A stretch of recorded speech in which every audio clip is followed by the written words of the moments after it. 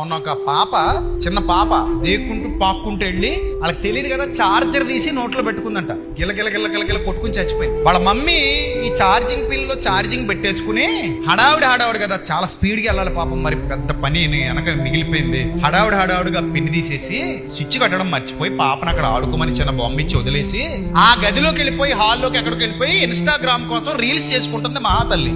ఆవిడ ఇన్స్టాగ్రామ్ కోసం రీల్స్ చేసుకుంటూ ఆ పనిలో బిజీగా ఉండగా ఈ పాపకి ఏం తెలుస్తుంది? చిన్న పాప ఆ బొమ్మ దగ్గరే ఉంటది అనుకోవడం మన మూర్ఖత్వం, మన వివేకం. వాళ్ళకి తెలియదు. అలా పాక్కుంటూ వెళ్ళిపోయి వాళ్ళ అమ్మ వదిలేసినటువంటి ఆ చార్జర్ పిన్ తీసుకుని నోట్లో పెట్టేసుకుంది, చచ్చిపోయింది. 9 నెలల కష్టం, 10 సెకండ్ల ఇన్స్టాగ్రామ్ రీల్ కోసం ఏం చేసుకుంది? పాడు చేసుకుంది. ఎంత ఏడ్చినా బిడ్డ మళ్ళీ తిరిగి రాదు.